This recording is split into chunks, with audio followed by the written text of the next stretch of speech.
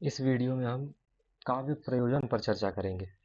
ठीक है कि काव्य प्रयोजन आखिर क्या होता है,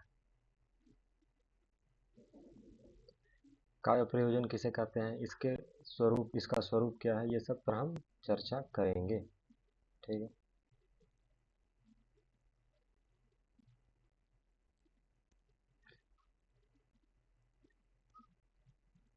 भूमिका के रूप में यह देख सकते हैं, ये लिख सकते हैं एग्जाम में कि काव्य प्रयोजन का अर्थ क्या होता है। तो काव्य प्रयोजन का अर्थ होता है काव्य के उद्देश्य। क्या होता है? काव्य के उद्देश्य। इसमें संसार के प्रत्येक रचना उद्देश्य पूर्ण होती है, कोई भी रचना बिना उद्देश्य के तो कोई करेगा नहीं। यहाँ कुछ भी प्रयोजन रहित नहीं होता।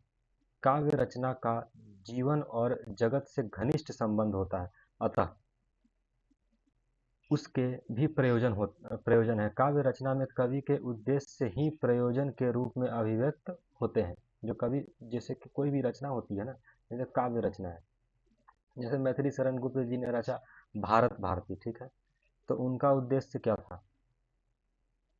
उनका उद्देश्य था कि भारत की जनता को आंतरिक चेतना को जगाना, राष्ट्रीय भावना को जगाना। जैसे प्रेमचंद ने गोदान लिखा, तो गोदान लिखा, तो गोदान लिखने का क्या उद्देश्य था कि भारत के कृषक जीवन के बारे में सभी को बताना। तो इसीलिए यहाँ पर लिखा हुआ। ठीक है। भारतीय और पाश्चात्य विद्वानों द्वारा काव्य प्रयोजन पर गंभीरता से विचार किया गया है।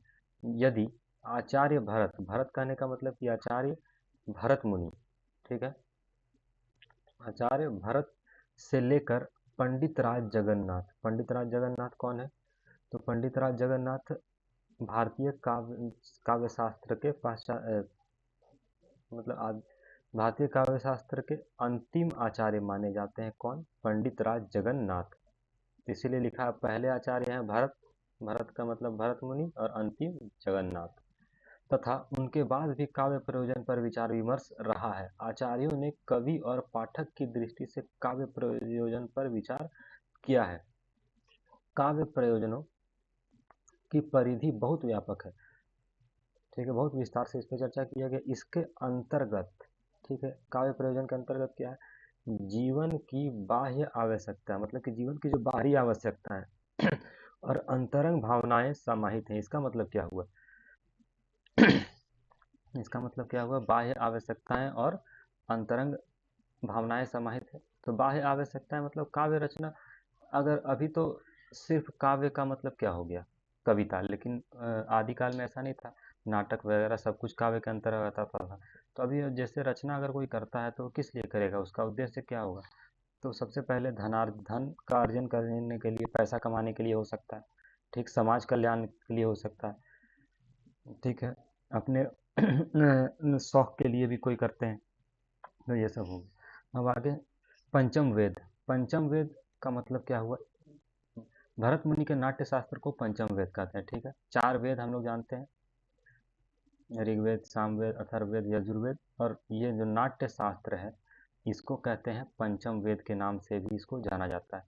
पंचम वेद के रूप में मान्य अपने ग्रंथ नाट्य शास्त्र में भरत मुनि ने नाटक के संदर्भ में जिन प्रयोजनों की चर्चा की है वे काव्य के लिए घटित होते हैं, क्योंकि उस समय तक काव्य और नाटक में भेद नहीं किया जाता था। काव्य नाटक सब एक ही जैसे थे, दोनों ही काव्य विधा रूप में मान्य थी, तथा तभी तो काव्येषु नाटकम रमयम कहा जाता था। आचार्य भरत, मतलब कि भरत मुनि के द्वारा निर्दिष्ट प्रयोजन इस प्रकार है। तो आचार्य भरत ने, मतलब भरत मुनि ने काव्य प्रयोजन के विषय में क्या कहा है? तो धर्म।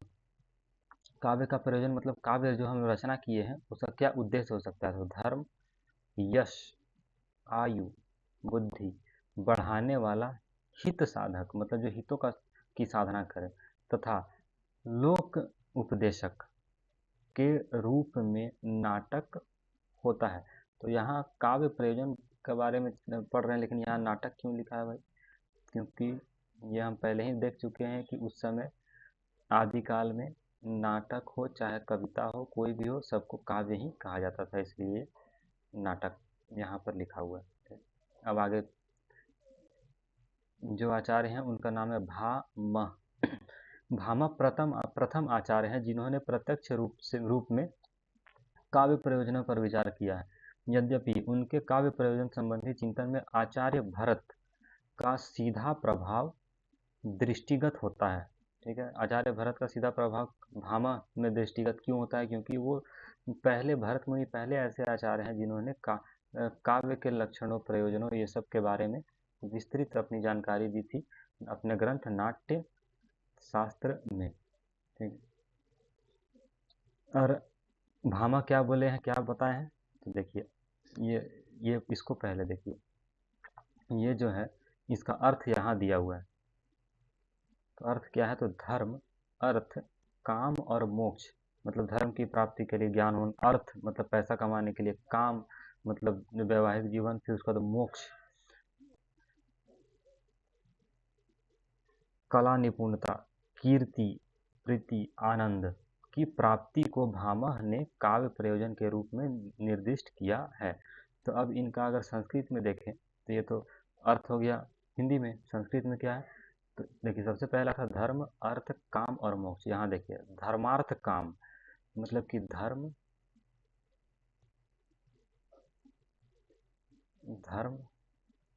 धर्मार्थ काम मतलब धर्म, अर्थ, काम, मोक्षेषु, मोक्ष। उसके बाद कलासु च प्रीतिम करोति कृतिम च साधु काव्य निबंधनम। ठीक है, अब इसके बाद क्या है? वामन। वामन क्या बोले हैं? आचार्य वामन ने दृष्टि और अदृष्ट, दृष्ट और अदृष्ट के रूप में काव्य के दो प्रयोजन स्वीकार किए हैं। ठीक है, काव्य वामन ने कौन कौन से? तो एक हो गया दृष्ट और दूसरा हो गया अदृष्ट के रूप में काव्य के दो प्रयोजन स्वीकार किए हैं। इनमें दृष्ट का संबंध आनंद, ये जो दृष्ट है इसका संबंध किससे है? आनंद से है। और अदृष्ट का संबंध किससे है? कीर्ति। कीर्ति मतलब कि यश, नाम होना चाहिए। ठीक है, ये काव्य का प्रयोजन के रूप में वो माने हैं। यहाँ तक भी एग्जाम में लिख सकते हैं, आगे भी बढ़ सकते हैं, आपका मर्जी। वे काव्य सृजन को यश मतलब प्रसिद्धि पाने का लालसा तो सब में होता है। जैसे वर्तमान समय में आप देख सकते हैं, सोशल मीडिया साइट्स है, चाहे कोई भी तरीका है, सब सोचता है कि हम प्रसिद्ध हो जाएं जल्दी से जल्दी। तो ये का सहज साधन मानते हैं। वामन के काव्य प्रयोजन में सर्जक कवि, सर्जक मतलब कि क्या होता है? जो सर्जना करे, जो रचना करे। ठीक है, उसको सर्जक, इसमें यहाँ पर सर्जक मतलब क्या हो गया? कवि। और भावक मतलब सहृदय, दोनों को महत्व दिया है, जिन्होंने आचार्य भामह द्वारा निरूपित काव्य प्रयोजन कीर्ति प्रीति को अपने काव्य प्रयोजनों में स्थान दिया। किंतु 10वीं यहाँ भति भांति हो गया अंत काव्य प्रयोजनों के विवेचन में आचार्य कुंतक, कौन? आचार्य कुंतक में नवीनता और मौलिकता मिलती है। ठीक है, किसमें नवीनता मिलता है? तो कुंतक में नवीनता मिलती है। उन्होंने लोकोत्तर चमत्कार के आनंद को धर्म, अर्थ, काम और मोक्ष से बढ़कर माना। उनकी दृष्टि में यह अंतश्चेतना का चमत्कार पुरुषार्थ चतुष्ट को अतिक्रमित कर देता है। चतुर्वर्ग फल स्वादम्पी। यहाँ तक तो हो गया अपना भारतीय। भारतीय में हम लोग कितना पढ़े? पहले भूमिका पढ़ ली। ठीक, काव्य प्रयोजन का उद्देश्य क्या होता है? काव्य प्रयोजन का अर्थ क्या होता है? काव्य का उद्देश्य, कि हम उसका रचना कैसे करते हैं। उसके बाद है, हम लोग देख लिए एक जो सब भरत मुनि का देखें, फिर ये भामह का देखें, उसके बाद वामन का, फिर कुंतक। अब हम लोग आते हैं पाश्चात्य। ये तो भारतीय हो गया था पिछला। अब पाश्चात्य काव्य प्रयोजन के संदर्भ में पाश्चात्य चिंतक क्या बोले हैं? तो पाश्चात्य चिंतन में आप लोग नाम सुने होंगे, एक है प्लेटो उसके बाद है दूसरा है अरस्तु। तो पहले प्लेटो का देख लेते हैं। प्लेटो की धारणा कवि और काव्य के प्रति उदात्त नहीं है। उनके विचारों में एकांगीपन अधिक लक्षित होता है। वे मानते हैं कि काव्य से मिथ्या, कल्पना प्रसूत अभिव्यक्ति और भावों का उत्तेजन होता है, जिससे आदर्श राज्य की व्यवस्था बिगड़ सकती है। प्लेटो उस काव्य को महत्व देते हैं जिसमें नैतिक उपदेश हो और जो राज्य तथा मानव जीवन के लिए उपयोगी हो। अगर आपको एग्ज़ाम में यहाँ से यहाँ तक याद नहीं रहता है तो कोई बात नहीं, आप सीधा यहाँ से भी लिख देंगे ना तो चलेगा। प्लेटो उस काव्य को महत्व देते हैं जिसमें क्या नैतिकता उपदेश हो और जो राज्य तथा मानव जीवन के लिए उपयोगी हो, ये प्लेटो मानते हैं। अब अरस्तु के काव्य प्रयोजन संबंधी विचार प्लेटो से भिन्न है।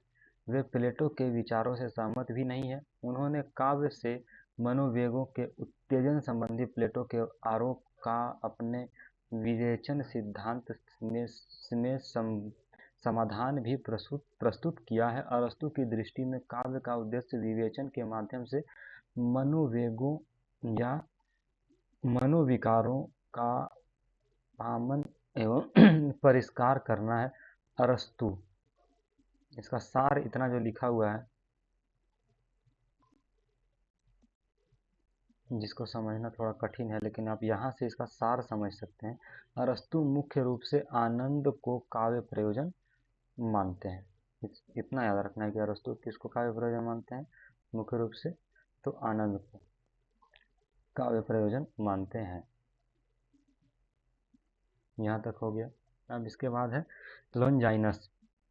लोनजाइनस क्या बोले हैं, उदांत तत्वों को महत्व प्रदान करने वाले लोनजाइनस की दृष्टि में भव्यता और उदात्तता की अभिव्यक्ति काव्य का मुख्य प्रयोजन है। तो यहाँ तक हम लोग क्या देखें, भारतीय चिंतक देखें, पाश्चात्य चिंतक देखें, भारतीय आचार्य पाश्चात्य आचार्य को हम लोग यहाँ पर देख लिए। तो एग्ज़ाम की दृष्टि से अगर देखें तो काव्य प्रयोजन का इतना फिलहाल बहुत है। ठीक है, अब अगले नेक्स्ट वीडियो में हम देखेंगे काव्य हेतु। काव्य हेतु किसे कहते हैं उसको समझेंगे। चलिए ठीक।